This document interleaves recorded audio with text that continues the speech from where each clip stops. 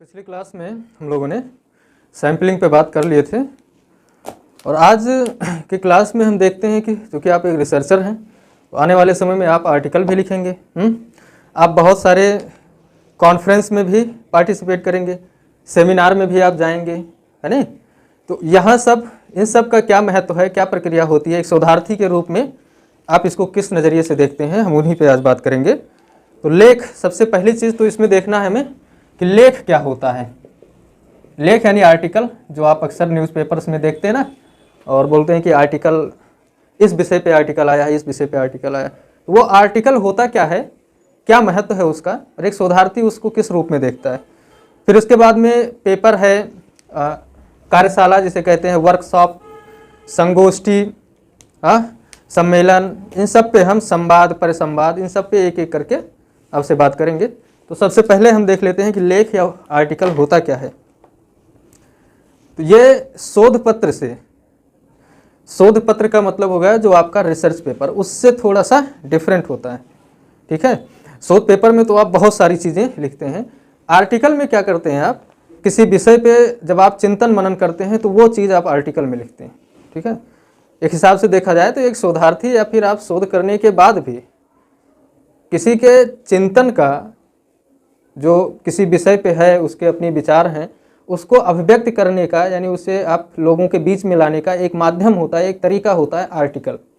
जब आप कोई आर्टिकल लिखते हैं तो इससे आपकी मनोभावों का पता चलता है कि उस विषय वस्तु पर आप क्या सोचते हैं, और उसमें आप लिखते भी हैं कि ये मेरे अपने विचार हैं, ठीक है। तो शोध के दौरान या शोध के बाद में जब आप कभी लेख लिखते हैं, कोई आर्टिकल, तो वो दरअसल आपके शोध पत्र से भिन्न आपकी चिंतन को प्रदर्शित करने का एक माध्यम बनता है, एक तरीका बनता है। यानी लेख किसी विषय पर आपके चिंतन को व्यक्त करने का तरीका है, चिंतन को व्यक्त करने का तरीका है, ठीक है। इसमें आप क्या करते हैं कि आप जो भी किसी विषय पे जितनी भी आपकी जो चिंताएं हैं या फिर जो आपके सॉल्यूशंस हैं, जो आपने चिंतन मनन किया है, विचार विमर्श किया है, उसे आप कहाँ लिखेंगे, तो वो उसके लिए आर्टिकल होता है कि आप आर्टिकल लिखें, और वो आर्टिकल विभिन्न माध्यमों से कहाँ पहुँचेगा, पब्लिक के बीच में जाएगा, जिस पे लोग पढ़ेंगे। और वो चूँकि आपकी अपनी चिंतन मनन है तो इसलिए वो बाध्यकारी नहीं होता है, ना ही किसी के लिए ऐसा होता है कि आप कोई उसे माने ही। तो आपकी जो अभिव्यक्ति का एक तरीका है क्या, लेख, आर्टिकल, उसकी प्रकृति कैसी होती है। लेख की जो प्रकृति होती है अन्वेषणात्मक ना होकर के, प्रकृति कैसी होती है, विचार केंद्रित होती है। भाई मैंने आपसे बताया ना कि आपकी चिंतन प्रक्रिया का परिणाम है। ये खोजबीन करके, डाटा कलेक्ट करके एक बड़ी सी लिस्ट बनाने वाली चीज़ नहीं है। आप कोई भी आर्टिकल, अभी भी आप न्यूज़पेपर पढ़ते होंगे तो जो आर्टिकल उसमें छपे होते हैं, उसमें क्या होता है, क्या उसमें आपको लगता है कि कोई सर्वे किया गया है, सर्वे के बाद बहुत सारे आंकड़े दिए हैं? नहीं, लेखक के अपने विचार होते हैं उसमें, किसी विषय पे वो अपना ओपिनियन देता है। वहाँ पे किसी मुद्दे को वो सोच समझ करके फिर उसे लगता है कि नहीं, इसमें ऐसा होना चाहिए, कैसा होना चाहिए, यही बातें वो लेख में लिखता है। तो इसकी जो प्रकृति है लेख की, वो कैसी होती है, अन्वेषणात्मक नहीं, यानी खोजबीन वाली नहीं होती, बल्कि ये किसी के विचारों पर केंद्रित होती है। इसे कह सकते हैं विचारों पर केंद्रित होता है, यानी इसकी प्रकृति शोधकर्ता के विचारों पर केंद्रित होती है, ठीक है। इसमें जो भी विषय वस्तु लिखा गया है वो यही होगा। अब इसमें समस्या के केवल सैद्धांतिक पक्षों को सम्मिलित किया जाता है, क्योंकि अगर व्यवहारिक पक्षों को सम्मिलित कर लिया गया तो फिर वो रिसर्च पेपर हो गया आपका। ये रिसर्च पेपर तो है नहीं, छोटा सा आर्टिकल होता है। तो इसमें जो समस्या का जो सैद्धांतिक पक्ष है, यानी समस्या के जन्म लेने से पूर्व की जो बातें हैं, भाई आज आप देखेंगे जनसंख्या वृद्धि पे अगर कोई आर्टिकल आ रहा है तो आप कभी नोटिस कीजिएगा, उसमें कभी भी जनसंख्या के जो वृद्धि का मूल कारण है, वो कारण कहाँ पे है, उस पे बात होती है, ना कि जनसंख्या के परिणामों पे कोई डिटेल्ड में कोई बात होती है। नहीं, जनसंख्या में वृद्धि का जो सैद्धांतिक पक्ष है, किसी विद्वान ने क्या कहा है, किसी विद्वान ने आलोचना किया है, किसी ने जनसंख्या को कम रखने पर विचार दिया है, इन्हीं सब बातों को वहाँ पे लिखा जाता है। तो ये जो होता है आर्टिकल, वो समस्या जो भी हो, उस समस्या का सैद्धांतिक पक्ष होता है, व्यवहारिक पक्ष नहीं होता है, ठीक है। तो ये आप ध्यान रखिएगा। ये समस्या के सैद्धांतिक पक्षों को शामिल करता है, क्यों समस्या है इस पे बात करता है,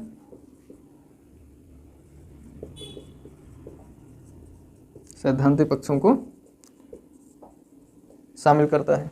ठीक है, अब इसमें जो शोधकर्ता होता है वो मूल काम, उसका जो आर्टिकल में मूल विचार जो आप देखेंगे जो हाईलाइटेड होता है वो यही कि किसी घटना के संबंध में ही क्या कर रहा है, वो अपने विचार व्यक्त करता है। कोई घटना घटी है, उस तात्कालिक रूप से भी कोई घटना होती रहती है, आप देखेंगे अक्सर इकोनॉमी से रिलेटेड बहुत सारी घटनाएं होती हैं, आपदाओं से संबंधित घटनाएं होती रहती हैं, बहुत सारी आपदाएं आती रहती हैं।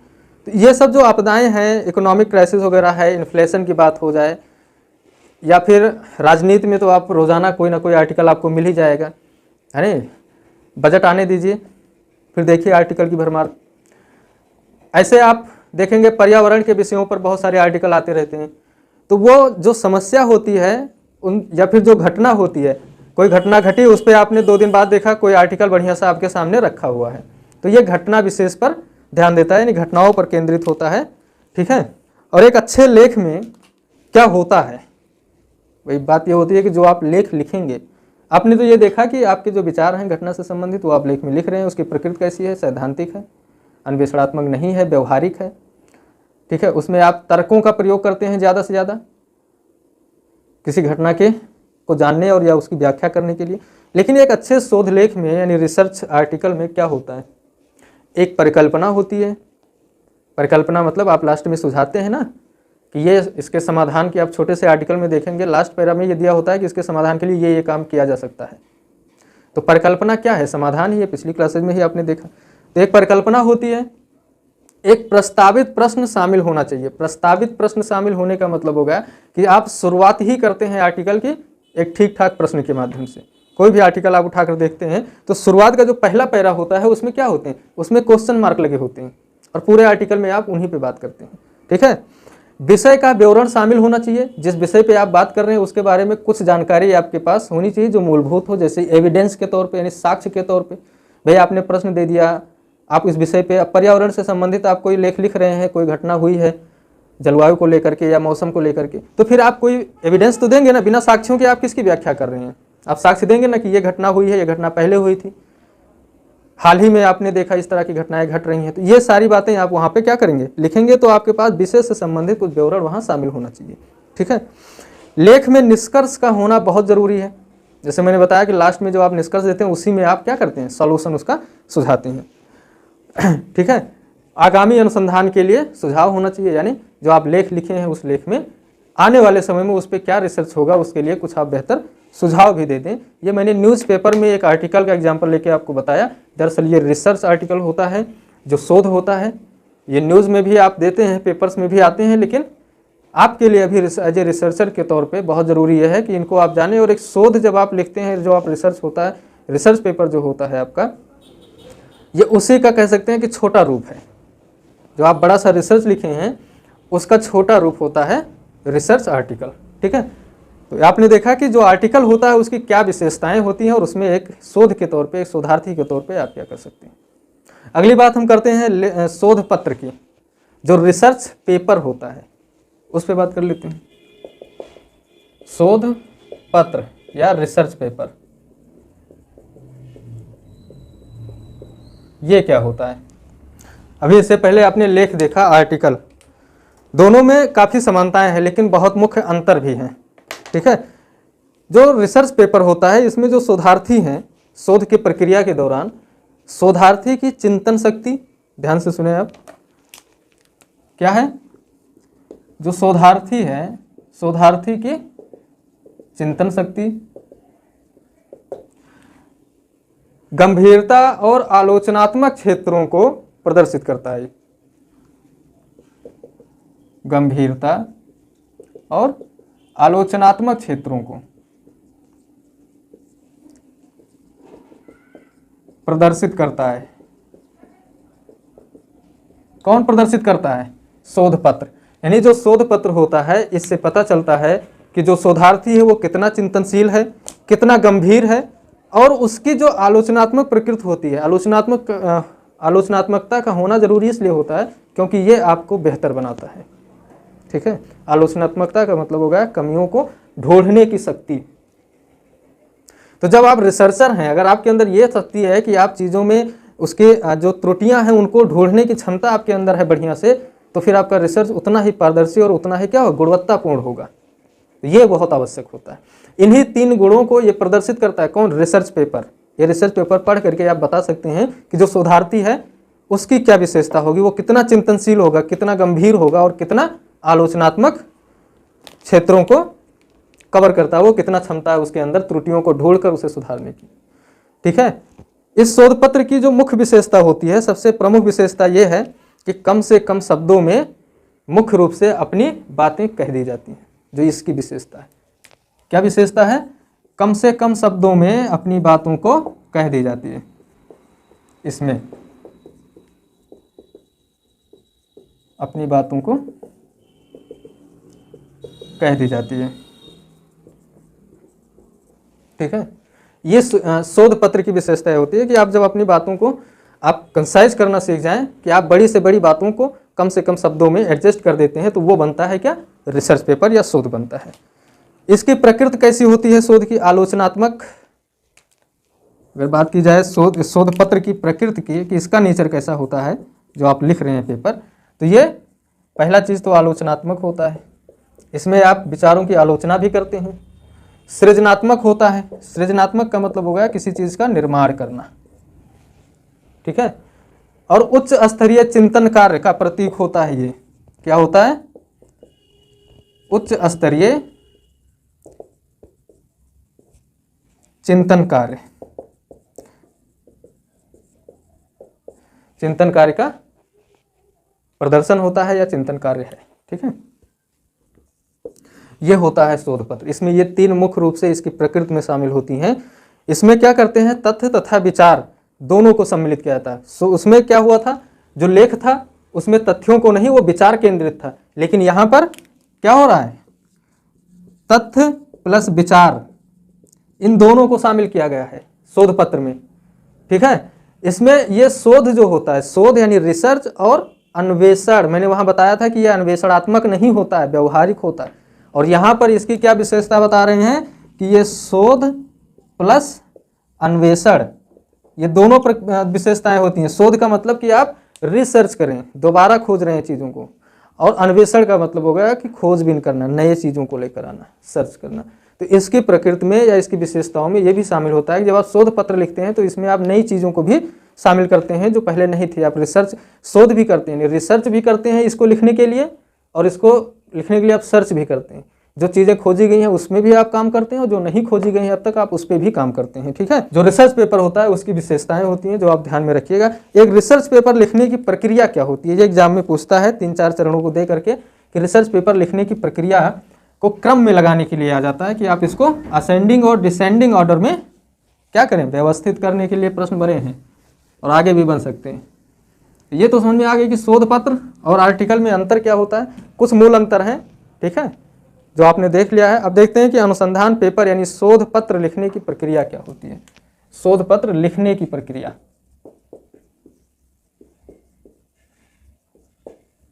ठीक है। इसमें सबसे पहले क्या करते हैं, सबसे पहले विषय प्रवेश किया जाता है। लिखने की बात कर रहा हूं, विषय में प्रवेश करने के लिए जो इसका पहला चरण होता है, विषय प्रवेश। विषय प्रवेश का मतलब हो गया कि उस विषय से संबंधित आप कुछ ऐसी बातें या भूमिका के तौर पे आप थोड़ा सा यहाँ पर लिख दें। नहीं, आप उस विषय में क्या बात करने वाले हैं वो मूल रूप से आप यहाँ पे विषय प्रवेश में आप लिखते हैं। ठीक है, पूरे विषय वस्तु में आप क्या कर रहे हैं, भूमिका के तौर पे आप पहले पेज पे इसको लिखते हैं। फिर जो साहित्य, संबंधित साहित्य का सर्वेक्षण, क्या है, संबंधित साहित्य का सर्वेक्षण, आप इसका इंट्रोडक्शन देते हैं। संबंधित साहित्य क्या होगा, संबंधित साहित्य का मतलब जहां से आप आंकड़े वगैरह अपना कलेक्ट करते हैं। ये हमने चरणों में अच्छे से देखा कि साहित्य जो होते हैं वो होते हैं जो समाधान के लिए आंकड़े जहां से आपको लाने, जैसे मैगजीन है, रेफरेंस जो होते हैं बहुत सारे किताब, कोई शोध पत्र जब लिखते हैं तो उसमें आपको जिन आंकड़ों, तथ्यों, सिद्धांतों की जरूरत होती है उन्हें जहां से आप हायर करें उसका एक सर्वेक्षण करते हैं। तो जो सर्वे किए हैं आप उसकी एक लिस्ट दें कि आपने कहाँ कहाँ से आंकड़ों को कलेक्ट किया है, तो उसका एक सर्वेक्षण यहाँ पे देना होता है। संबंधित साहित्य का सर्वेक्षण आप लिखेंगे। सर्वेक्षण मतलब जो आपने सर्वे किया है, ठीक है। फिर तीसरे चरण में क्या करना है आपको, शोध, यानी जो आपका रिसर्च है, यहाँ पे ध्यान दें कि ये रिसर्च पेपर है, तो जो आपका शोध है उस शोध का उद्देश्य क्या है। तीसरे चरण में आप शोध यानी रिसर्च के अपने उद्देश्य को वेरीफाई करेंगे, शोध के उद्देश्य को यहाँ पे आप लिखेंगे, इंक्लूड करेंगे। फिर अब आपने उद्देश्य दे दिया तो अब आपको जरूरी है कि उसके समाधान, यानी कुछ समस्या होगी जिसके समाधान के लिए या सॉल्यूशन के लिए आप परिकल्पनाएं कुछ सोचे होंगे, उन परिकल्पनाओं को कि ये संभावित समाधान हो सकते हैं, तो अब आप परिकल्पनाएं लिखेंगे, ठीक। परिकल्पनाएं लिखने के बाद में शोध का डिजाइन तैयार करेंगे आप। क्या, शोध की डिजाइन।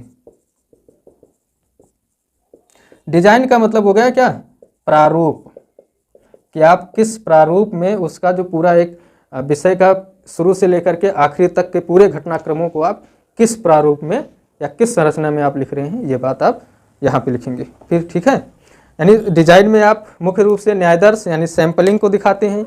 सैंपलिंग को कलेक्ट करने के लिए जो आप इंस्ट्रूमेंट का प्रयोग किए हैं आप उनको यहाँ पे लिखते हैं, और फिर आप जो आंकड़े हैं उनको उनकी व्याख्या या फिर उन्हें सॉल्व करने के लिए जो सांख्यिकी विधियों का प्रयोग कर रहे हैं आप उन विधियों को भी यहाँ पे लिखेंगे। और फिर आप अपने रिसर्च का क्या देंगे, यानी शोध की क्या विधि है आपकी, शोध विधि आप लिखेंगे, ठीक है। और शोध विधि लिखने के बाद में फिर आंकड़ों का विश्लेषण आप अपने लेख में करेंगे, आंकड़ों का विश्लेषण करेंगे, आंकड़ों का विश्लेषण। और जब आप अपने आंकड़ों का विश्लेषण कर लेते हैं तो फिर आप निष्कर्ष लिखते हैं लास्ट में। और सब कुछ लिखने के बाद में अंतिम पेज पे आप क्या लिखते हैं, संदर्भ ग्रंथ सूची। संदर्भ ग्रंथ सूची ये क्या होती है, संदर्भ ग्रंथ सूची का मतलब हो गया कि जितना भी आपने शोध में अपने प्रयोग किया है सारी चीजें, उन सब का स्रोत आप यहाँ पे लिखें। यानी आप जितना भी वर्क किए हैं रिसर्च में उन सब का आप संदर्भ देंगे, यानी रेफरेंस आप देंगे कि यहाँ से चीज़ों को हमने देखा है।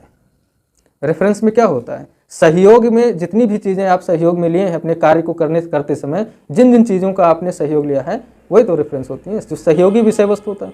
तो आप यहाँ पे रेफरेंस लास्ट में देंगे। ये प्रारूप होगा आपके लिखने की प्रक्रिया, यानी जो आप शोध लिखते हैं शोध पत्र उसके लिखने की प्रक्रिया। ये कुछ लग रहा है ना कि आपके जो रिसर्च के 8 चरण हमने बताए थे उन चरणों से मेल खाते हैं। अरे भाई ये वही रिसर्च है जिसके लिए आपने 8 चरणों में पढ़ा है चीज़ों को। ये रिसर्च पेपर ही है आपका, जो मेन रिसर्च पेपर होता है हिसाब से, ठीक है।